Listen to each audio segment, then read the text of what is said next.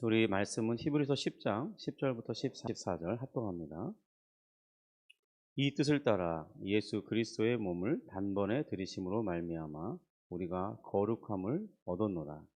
제사장마다 이미 서서 섬기며 자주 같은 제사를 드리되 이 제사는 언제나 죄를 없게 하지 못하거니와 오직 그리스도는 죄를 위하여 한 영원한 제사를 드리시고 하나님 우편에 앉으사 그 후에 자기 원수들을 자기 발등상이 되게 하실 때까지 기다리시나니 그가 거룩하게 된 자들을 한 번의 제사로 영원히 온전하게 하셨느니라. 아멘. 오늘은 우리가 읽은 이 본문 히브리서 10장 10절부터 14절의 말씀에서 그리스도께서 주신 이 구원의 완전성에 관한 주요한 세 가지의 내용이 있다고, 요점이 있다고 말씀드렸는데요. 오늘은 바로 그 세 번째 요점에 대해서 이제 알아보려고 합니다. 아마 오늘 그리고 내일 하면 이 부분이 마칠 수 있을 것 같은데요. 세 번째 요점은 예수 그리스도께서 우리를 완전하게 하신다는 것입니다. 이 완전하게 하신다는 것은 실천적 의미에서 성화를 이루신다는 것을 말하는데요. 곧 이것은 이 점진적인 이 성화의 완성자가 예수 그리스도이시다. 그런 부분을 지금 말씀하고 있는 것입니다.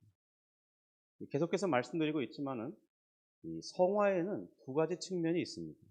먼저는 이 신분적이고 위치적인 성화, 그것이죠. 그것을 주신 분도 예수 그리스도시다. 이것이 10절이 말하는 바고, 또 이제 우리 안에 이 신분적인 성화뿐만 아니라 다른 측면, 바로 이 점진적 성화를 일으키시고 완성하게 하시는 분도 예수 그리스도시라는 것입니다. 이 두 가지 측면 모두가 그가 이루신다는 점에서 그리스도는 우리의 완전한 구원자가 되신다는 거죠. 우리 14절 다시 한번 읽습니다. 14절입니다. 그가 거룩하게 된 자들을 한 번의 제사로 영원히 온전하게 하셨느니라. 여기에서 우리가 생각해야 할 점은 이 온전하게 하심을 입은 대상자들은 한정된 의미에서의 사람 대상이라는 거예요. 그러니까 10절에서 말씀하는 우리가 거룩함을 입었노라, 얻었노라, 이렇게 고백하는 이들에게만 이제 14절이 적용된다는 것입니다. 그러니까 그런 점에서 이 보편주의는 아니라는 거죠. 그러니까 많은 이들이 성경을 해석할 때 이 보편주의적인 관점을 가지게 됩니다. 예를 들면 믿는 이렇게 모든 사람이 구원받기를 원하신다, 이런 말씀이라든지, 그 대상자를 이 세상에는 모든 사람이라고 보는 경향이 있어요. 우리 이 칼빈주의야 이렇게 다른 입장에 서 있는 우리 알미니안주의에서 그렇게 생각하죠. 그런데 그들이 말할 때도 대상자는 모든 대상자들이지만은 자신들의 선택에 의해서 그것을 받아들일 것이냐 말 것이냐를 결정짓는다고 말하고, 또 이미 하나님께서는 그렇게 하실 것조차 알고 계시다고 말하고 있습니다. 근데 우리의 입장은 다르죠. 하나님께서는 모든 사람들을 이런 은혜를 입을 대상자로 정하시는 것이 아니라 제한 속죄를 말하죠. 이미 하나님은 이 모든 사람 중에 얼마를 구원하시기로 작정하셨고, 그 사람들에게만 복음이 들려질 때, 하나님이 정하신 때에 그 계획 안에서 받아들이는 때가 있고, 그리고 그 사람들이 정해진 그 사람들만이 구원을 받는다. 그런 일방적이고 또 약간 더 우리 알미니안 측보다는 더 이렇게 독선적인 것처럼 들려지는 그런 교리를 우리가 말하고 있죠. 어쨌든 이 10절에서도 14절에서도 제한적인 그런 부분을 말하고 있다는 것입니다. 이 거룩함을 주신 주님께서는 또한 이 점진적인 이 성화의 완성을 이루어 가시는데, 그러한 은혜를 입은 대상자가 사람을 구별하지 않고 모두에게가 적용할 수 있다, 그런 것이 아니라 바로 위치적인 성화를 입은 사람, 그러니까 신분적으로 거룩함을 입은 사람들에게만 한정적으로 그 윤리적이고 성품적인 곧 점진적인 성화라고 말하는 그 부분까지도 주님께서 이루어 가신다는 것입니다. 여러분, 우리는 이미 이 10절의 말씀의 성취를 얻은 사람들입니다. 그것은 그리스도의 구속의 사역으로 이제 깨끗하게 되었죠. 우리는 죄로 더러워진 사람이 아닙니까? 이 죄는 두 가지 정도를 표현하죠. 주로 더러움 이렇게 표현하고요. 그 다음에 죄는 빛을 지는 것으로 표현합니다. 빛을 지면 갚아야 되잖아요. 이제 그런 유대인들의 문화에서는 그런 개념으로 보죠. 그러니까 우리는 더러운 것을 깨끗하게 할 그런 책임이 있고 그런 짐을 지고 있는 자들이고, 동시에 죄를 범함으로써 하나님께 빛을 지는 그런 존재로서 빛을 갚아야 되는 그런 필요를 가진 사람입니다. 그런데 이 그리스도의 구속의 사역이 우리를 깨끗하게 정화되게 했다는 것, 그리고 거룩하게 함을 입은 사람들입니다. 우리는 이것에 대한 분명한 확신이 있어야 돼요. 여러분, 이것이 정말 중요합니다. 그러니까 지금 현재 나의 됨됨이가 어떠냐, 이것을 보는 건 그 다음 문제라는 거예요. 그럼 됨됨이가 먼저가 아닙니다. 이 됨됨이는 어디서부터 오는 거냐면 신분으로부터 주어지는 거예요. 이것이 바로 이 은혜를 말하는 사람들의 생각이 이렇게 굳건해야 되는 거죠. 그래야 우리의 구원에 대한, 받은 은혜에 대해서 흔들림이 없게 돼요. 이 성화의 두 가지 측면에 따라서 명확하게 우리가 구별은 해야 됩니다. 물론 이 구별을 한다고 해서, 그렇게 생각한다고 해서 이 성화의 두 가지 측면이 실제적으로 분리되느냐, 그건 아니라는 겁니다. 그럼 위치적인 성화가 이루어진 자들에게 점진적인 성화가 이루어져 가요. 그러니까 위치적인 성화가 이루어지지 않은 사람은 점진적인 성화의 필요성도 못 느끼고 그러한 열망도 없고 그냥 살아가다 끝나는 것입니다. 이 위치적인 성화를 입은 사람들만이 신기하게 거룩에 대한 열망을 가지고요, 자신이 받은 이 신분에 일치되는 삶을 열망하고 욕망하게 돼 있어요. 이것을 우리는 성령의 소욕이라고 말하는 것입니다. 주님께서는 자신이 시작하신 이 착한 일, 이 사도 바울의 표현으로 말하면 착한 일이라고 말하죠. 바로 그것을 시작하신 이가 반드시 끝까지 이루신다고 했는데, 바로 그 끝까지 이루신다고 할 때 오늘 이 히브리서 10장 14절이 말하고 있는 이 성품적인 구원, 성품적인 이 성화의 완성, 그것까지 이루신다는 거예요. 이 14절의 말씀을 이 한글 개역개정에, 우리가 지금 오늘 읽은 이 한글 개역개정의 성경을 읽어보면 조금 이렇게 좀 이해하기가 어려운 식으로 표현되어 있어요. 근데 우리가 이 헬라어 원문으로 직역해 보면 이 의미가 조금 더 잘 다가옵니다. 어떻게 직역되냐면 이게 순서가 좀 바뀝니다. 한 번의 희생으로 거룩해지는 자들을 영원히 온전케 하셨느니라. 이렇게 바꿔서 읽어보면, 그러니까 직역해보면 이 원문의 의미, 원문에 따른 해석이 조금 더 우리에게 잘 다가온다는 것을 알게 됩니다. 10절을 보면 믿는 자들을 가리켜서 이미 거룩하게 되었다, 이렇게 말씀해요. 완료된 사건이라는 거예요. 여러분, 우리가 신분적인 성화는 완료된 사건입니다. 그래서 우리는 즉각적으로 오늘 죽어도 하나님 나라에, 천국에 갈 수 있다고 확신할 수 있는 거예요.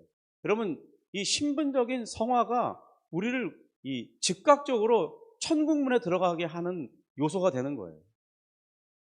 근데 우리는 어떻게 생각하냐면 자꾸 흔들리는 이유가 뭐냐면 이것을 구분하지 않고 생각하니까 나의 됨됨이가 아직 멀었습니다. 그러니까 천국에 갈 자신이 없어지는 것입니다. 이걸 구분을 잘 못해요. 저도 한때 구분을 못했을 때는 매일 반복이었습니다. 금요일기도에 가서 은혜 받으면 구원 받은 것 같아요. 그런데 금요일기도가 끝나고 그 다음날 아침이 돼서 죄를 범하면 또다시 구원받지 못한 사람 같아요. 괴로워하는 것. 또 주일날 교회 가서 예배드리고 은혜 받으면 구원받은 것 같습니다. 확실하게 난 천국 갈 수 있을 것 같아요. 그런데 또 주일날 오후에 친구들과 놀면서 이제 죄를 범합니다. 그러면 또다시 네가 그러면 그렇지, 네가 구원받은 사람이겠냐, 네가 무슨 낯짝으로 주님의 얼굴을 뵙겠냐, 이런 식으로 생각하는 거예요. 그러니까 목회자들이 이런 부분들을 명확하게 가르쳐주지 않으니까 신자들에게 혼란을 일으키는 것입니다. 여러분, 그러므로 오늘 이 가르침을 명확하게 하셔야 돼요. 여러분, 우리는 신분적으로 완전한 구원을 입은 사람들입니다. 그것을 위치적인 성화라고 말하죠. 그런데 그런 위치적인 성화를 입은 사람들에게 주님이 무엇을 하시냐면 그렇게 입은 사람들을 이제 온전케 해 가신다는 거고, 그것을 완전하게 이루실 것이라는 것입니다. 이 14절에서 그 거룩함을 입은 자들, 그러니까 한 번의 제사로 인해서 거룩하게 된 그들을 또한 완전하게 하신다고 말하죠. 거룩하게 졌는데 뭘 또 완전하게 할 필요가 있습니까? 이렇게 질문하게 될 때 결국 우리는 우리가 입은 이 성화의 측면에 두 가지 면이 있다는 것을 알게 되는 것입니다. 신분적인 것으로서, 그리고 또 그 신분에 따르는 부합되는 이 성품과 인격의 완전한 일치를 보는 것. 이것이 우리의 성화의 두 가지 측면인데, 바로 그것을 누가 이루시느냐? 바로 예수 그리스도께서 이루신다는 거죠. 이 예수 그리스도의 대속적 죽으심이 위치적 성화를 가져오는 원인입니다. 또 그와 동시에 그분의 죽으심이 가져온 효과가 계속적으로 우리의 윤리적이고 성품적인 성화를 완성해가는 원인이기도 하다는 것입니다. 여러분, 두 가지 모든 측면이 그리스도의 대속적 죽음이 효과적으로 역사하는 거예요. 곧 우리는 이미 거룩하게 된 자들이고 또 이제 거룩해지고 저 가고 있는 중인 것입니다. 보면 이 모든 과정을 누가 이끌어 가시냐? 바로 우리 예수 그리스도께서 주도적으로 이끌어 가신다는 거예요. 여러분, 그가 천상에서 지금 무엇을 하고 계시냐? 하나님 보좌 우편에 앉아 계시면서 무엇을 하시냐면 바로 이 두 가지 사역이 이루어져 가도록 확실하게 완성되도록 하시는 그 일을 하시는데, 우리는 그것을 중보 사역이라고 말하는 것입니다. 여러분, 다시 한번 말씀드리면 중보 사역은 이 기도 사역을 말하는 게 아니에요. 아버지께 기도하는 자로서 그리스도를 말하는 게 아닙니다. 저도 한때는 그렇게 이해했어요. 근데 그것이 아니고 우리의 구원의 완성을 위해서 일하시는 자로서 이 그리스도의 얼굴이 우리를 향하여 있다는 사실, 이것이 바로 중보 사역이에요. 그러니까 우리는 중보기도라는 말을 쓸 필요가 없어요. 그것은 우리가 하는 일이 아닙니다. 우리는 그렇게 할 수도 없어요. 여러분, 우리가 누군가의 구원을 위해서 우리가 일할 수 있습니까? 우리가 기도한다고 그것이 이루어집니까? 아니죠. 그 일은 오직 예수 그리스도의 홀로 한 분, 그분만이 이 중보자라고 말하고 있죠. 여러분, 우리 모든 사람들은 중보자가 될 수 없어요. 그러니까 우리가 하는 그 기도를 중보기도라고 말할 수 없습니다. 명확히 좀 해야 돼요. 이걸 혼용해서 사용하니까 자꾸 혼란스러워지는 거예요. 어쨌든 앞으로 우리 교회는 이 중보기도라는 말은 우리 죽을 때까지 쓰지 않겠습니다. 중보기도는 없어요. 이건 그리스도만이 하실 수 있는 일이고, 또 그 중보기도라는 말도 명확한 개념이 아닙니다. 중보 사역이 그리스도의 주된 사역이죠. 그것은 바로 우리의 구원의 완성을 이루어 가시는 일로서 사역을 말하는 것입니다. 그 일을 위해서 성령을 보내시고요. 성령은 또한 아버지의 뜻을 따라서 예수 그리스도의 그 일이 완성을 이루기 위해서 그가 충성되게 일하시는 그 일을 이 땅에서 행하고 계십니다. 여기서 우리 이 두 가지 측면의 성화를 볼 때 성화의 은혜를 입은 우리는 필연적으로 이 갈등이 수반될 것이라는 것을 예측할 수 있어요. 왜냐하면 신부는 완성된 것을 받았어요. 우리는 하나님의 자녀죠. 거룩함을 입은 하나님의 자녀입니다. 이것을 어떻게 바꿀 수 있겠습니까? 한 번 그렇게 된 사람은 또다시 마귀의 자녀로 돌아갈 수 없어요. 여러분, 법적인 이 신분을 바꾸는 것이 쉽지 않습니다. 여러분, 국적을 바꾸는 게 생각보다 어려워요. 제가 그래서 어떻게 알았냐면 유튜브에 보면 요즘에 이제 그 국제 결혼하신 분들이 많잖아요. 우리나라에 와서 사는 외국인 여성들이나 아니면 외국인 남성분들이 있습니다. 그런데 우리나라 이 국적을 얻는 게 의외로 어렵더라고요. 몇 년씩 고생하시고 매번 또 뭐 이렇게 영주권을 연장해야 되고 쉽게 이 시민권을 주지 않더라고요. 물론 우리나라 사람도 미국에 간다든지 뭐 선진국에 가서 이렇게 살 때도 마찬가지더라고요. 영주권은 어떻게든 얻을 수 있는데 이 시민권을 얻는 건 그렇게 어려운 일이더라고요. 절차가 엄청 까다롭습니다. 여러분, 근데 우리는 막 혹시 그런데 그런 시민권을 얻었다가 포기할 수도 있잖아요. 근데 여러분, 우리가 그리스도인이 되는 것, 하나님의 자녀가 되는 것은 이제 포기할 수 없는 일입니다. 여러분, 그것은 그리스도를 두 번 욕보이는 일이에요. 그럼 불가능한 일입니다. 어쨌든 근데 우리는 하나님의 자녀가 됐어요. 그럼 하나님의 자녀가 됐다는 것은 우리가 천국에 들어갈 수 있는 자격이 있다는 거예요. 그런데 이제 어떤 갈등이 일어나냐? 그런 신분이 있는데 내 삶은 그게 뒤따르지 않는 것입니다. 아무리 살펴봐도 안 되는 거죠. 이 부합되어야 할 성품적인 측면이 되어지지 않는 거예요. 그런데 우리 속에 분명한 열망은 있어요. 내 신분에 걸맞는 그런 거룩한 삶을 살고자 하는 내 마음의 소원도, 내 마음의 생각도, 내가 하는 모든 행동도 깨끗하고 의로운 주님처럼 살고 싶은 열망이 이 신분을 받은 사람들은 일어나게 돼 있습니다. 그런데 현실은 그것이 되지 않죠. 이 불일치로 인한 갈등이 공반되는 것입니다. 그럼 이것에 대해서 잘 설명하고 있는 부분이 바로 로마서 7장입니다. 로마 7장에서 사도 바울은 아주 심각한 갈등을 하죠. 내 마음속에 선한 소원이 있다고. 나는 죄를 짓기를 원치 아니하고 하나님의 뜻에 순종하기를 바란다고. 그것이 나의 진정한 소원이라고 말합니다. 여러분, 우리의 마음속에 다 그런 소원이 있지 않습니까? 그런데 현실은 그렇지 않죠. 끊임없이 죄가 나를 죄를 짓게 합니다. 내 안에 있는 아직 변화되지 않는 육신의 열망이, 이 육신의 이 욕정이 죄를 짓도록 하죠. 죄를 탐닉하게 합니다. 내가 소원하는 바는 아닌데 죄가 여전히 내 안에 있고 나는 죄를 행하는 자입니다. 난 그것을 원치 않는데 그것을 하고 있다는 사실을 깨달을 때 정말 심각한 갈등이 일어날 수밖에 없습니다. 여러분, 죄와 싸우는 사람이 이런 갈등이 더 심해요. 죄와 싸우고자 하는 열망을 잃은 사람들은 이런 갈등이 없습니다. 별로 이렇게 이렇게 크게 여겨지지 않아요. 그런데 여러분, 한번 주를 위해서 선한 삶을 살고자, 착한 사람이 되고자, 죄와 상관없는 삶을 살고자 한번 해보세요. 그러면요, 이것이 정말 심각한 문제로 다가옵니다. 마음의 갈등이 너무 괴로워요. 되고 싶은데 안 되는 거죠. 내 힘으로 안 되는 걸 처절하게 깨닫습니다. 여러분, 그래서 사도 바울이 드디어 그 은혜 가운데 깨닫고 로마서 8장 1절을 고백하는 것입니다.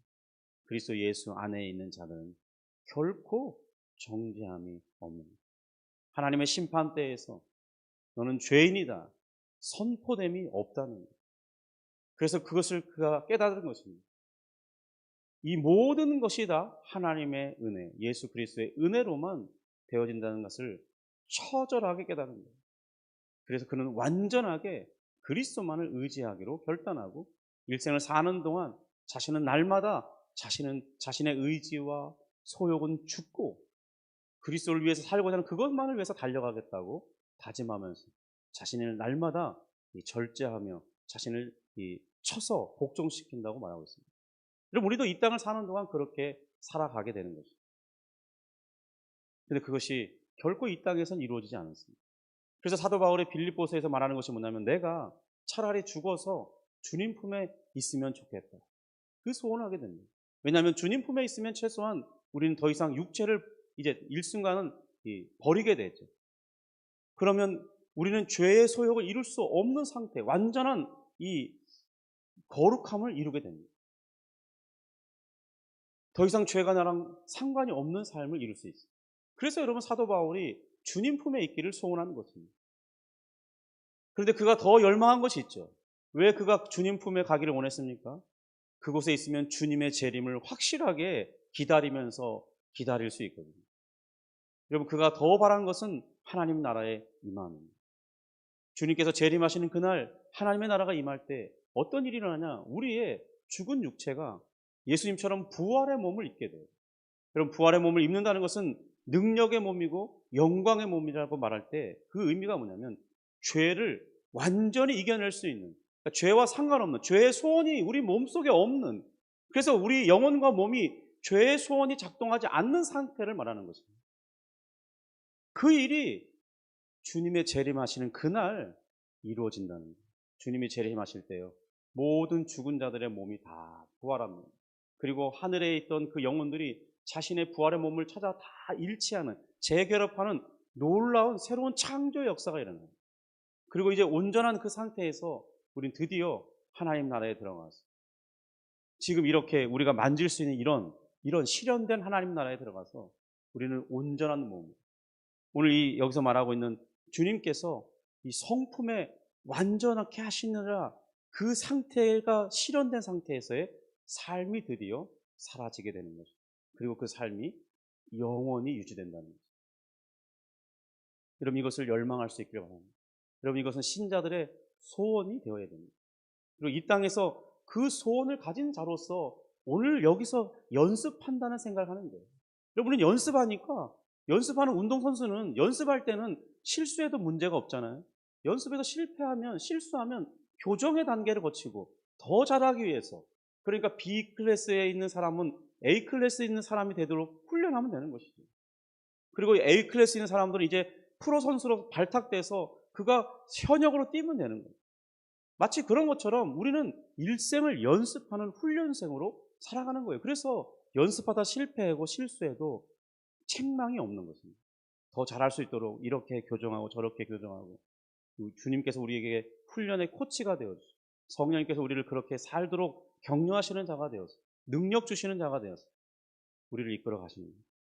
그러므로 우리가 이 땅을 사는 동안 우리 자신이 가진 기준으로 정죄하는 그런 어리석음에 빠지지 않을 수 있기를 주님의 이름으로 축복합니다. 정말 자유함 가운데 그리스도에 주신 그 온전한 자유를 이 땅에서 누리면서 살아갈 수 있는 우리 모두가 되기를 주님의 이름으로 축복합니다. 기도하겠습니다. 하나님 아버지 감사합니다. 주님께서 우리에게 주신 이 은혜는 정말 알아가면 알아갈수록 형언할 수 없는 큰 기쁨입니다. 우리에게 자유를 가져다 주고 이 땅을 살아갈 만한 용기를 가져다 주는 것을 고백합니다. 주님, 우리는 때때로 우리 자신이 가진 기준으로 정죄하며 네가 그리고도 그리스도인이냐 정말 자책하며 죄책감을 갖고 부끄러움 중에 거할 때가 많습니다. 그러나 성경의 말씀은 결코 그리스도 안에 있는 자들에겐 정죄함이 없고 또 우리가 이 땅을 살아가는 동안 이 삶을 연습하는 삶으로서 우리가 완전한 구원을 이룰 그날을 바라보면서 미리 연습하는 장으로서 주님께서 살도록 하신다는 것을 깨달을 때 주님 우리는 낙심하지 않게 되고 다시 한번 용기를 얻고 주의 뜻을 따라 거룩한 삶을 살고자 하는 열망을 가질 수 있음을 고백합니다. 주님 그런 소원 속에 오늘 하루를 살게 하시고 또 날마다 훈련하는 삶으로서 내 자신의 욕망은 죽이고 주님 뜻을 따라 살고자 하는 그 선한 소원을 가지고 살아가는 우리의 모든 날들이 되게 하여 주시옵소서. 오늘 이 아침에 또한 기도할 때 주님 정말 주님 앞에 간절한 소원을 가지고 아뢰 때 하나님 우리를 사랑하시는 그 증거를 보여주시고 강력한 성령의 임재와 감화 감동을 통해서 하나님의 사랑을 확인하고 기쁨 가운데 주님 이 기도 시간 사랑의 친밀한 사귐의 시간 되게 하여 주시옵소서.